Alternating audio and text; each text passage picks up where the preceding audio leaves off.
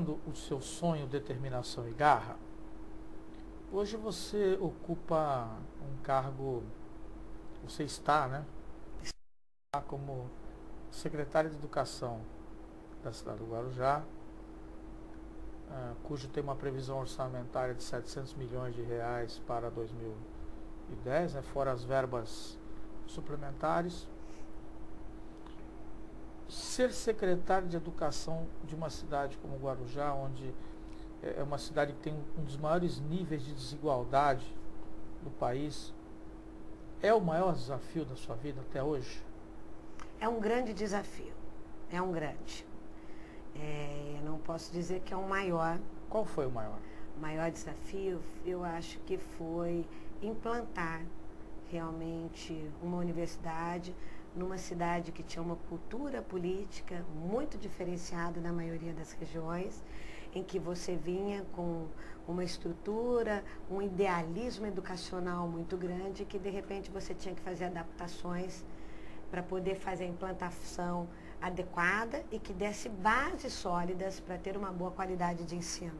Ali né? foi um Ali foi. desafio Eu tive enorme. duas escolhas na minha vida. Você me perguntou, educação foi uma escolha? Foi.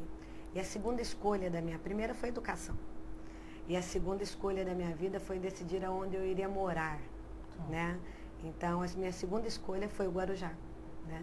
Me apaixonei pela peculiaridade dessa cidade, apesar de todos os problemas, ela é mágica, ela atrai, ela verdade. segura pessoas, né? Então, assim, foram duas opções que eu fiz na minha vida que não me arrependo. Tá. A primeira opção por lutar pela educação até o final dos meus dias e a segunda por residir no Guarujá e doar à cidade toda essa minha vontade de transformar através da educação. E como é ser secretária aqui? Ser secretária aqui é complicado, né? Porque nós temos grandes desafios, aí sim, grandes desafios, né?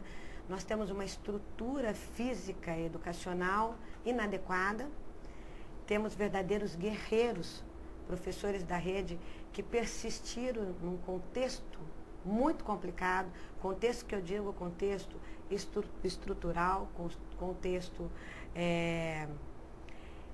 pedagógico mesmo, né? Então, assim, os desafios são muito grandes, né? Nós iniciamos um governo este ano sem carteira e sala de aula, né? Nós precisamos fazer um trabalho muito forte de parcerias, o Estado nos ajudou bastante, né?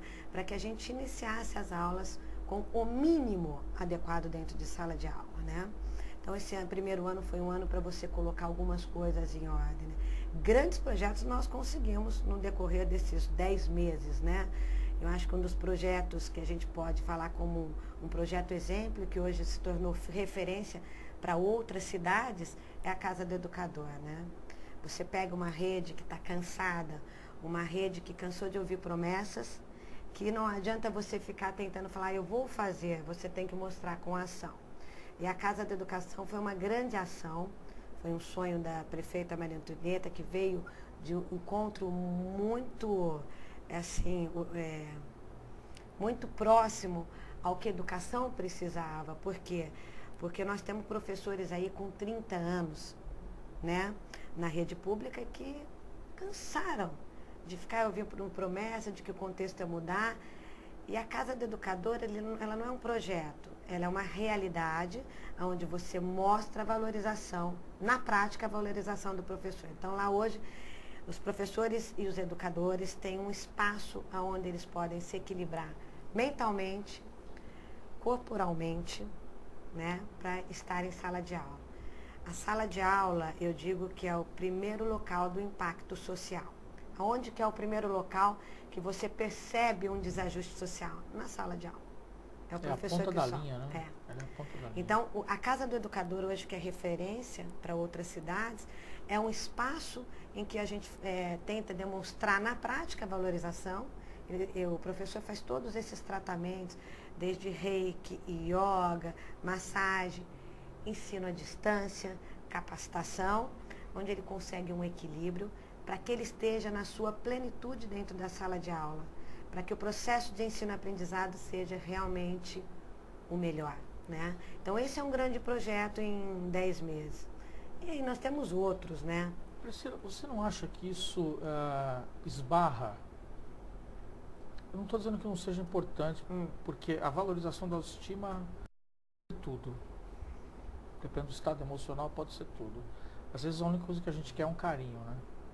Às vezes a pessoa vem te oferecer coisas até materialmente falando importantes, mas não, naquele momento você queria um colo. Eu só quero chorar.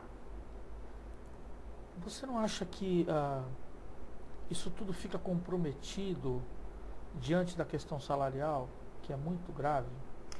Mas aí nós tivemos também grandes avanços, Wagner. Por exemplo, há muitos anos não se pagava a pecúnia do professor. E tem professores que estão aguardando há 20 anos a licença prêmio em pecúnia e nós estamos pagando em novembro e dezembro.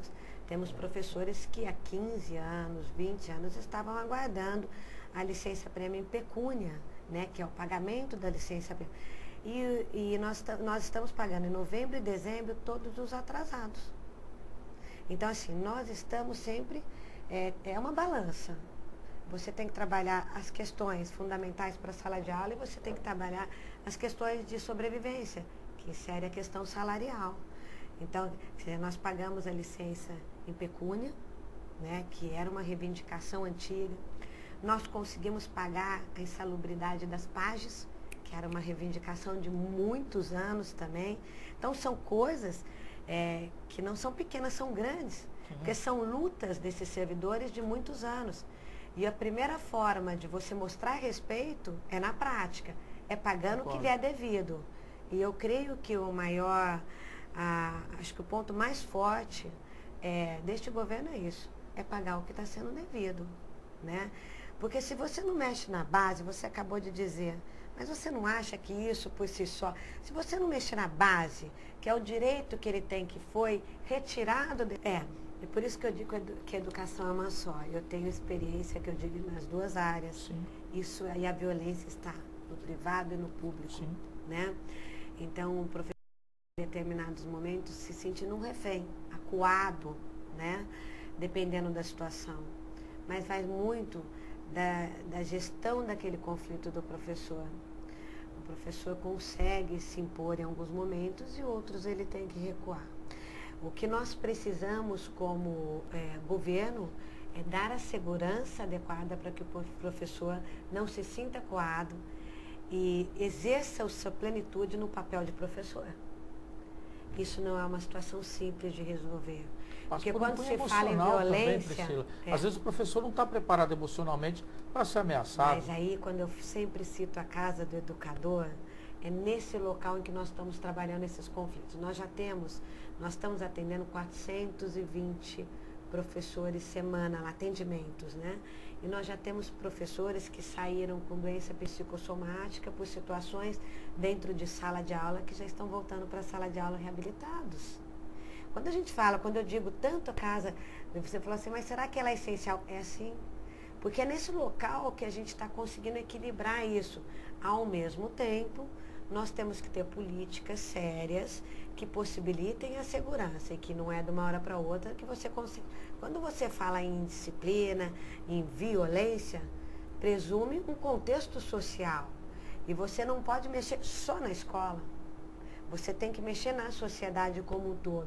Quando eu digo que nós temos que trazer os pais para dentro da escola, é justamente dividir a responsabilidade hoje, que acabam sendo em alguns momentos só das escolas, né? Então, esse elo de ligação, pais de alunos, escola, segurança, né?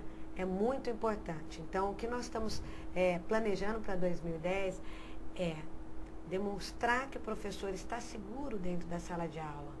E como fazer isso? Com uma segurança adequada.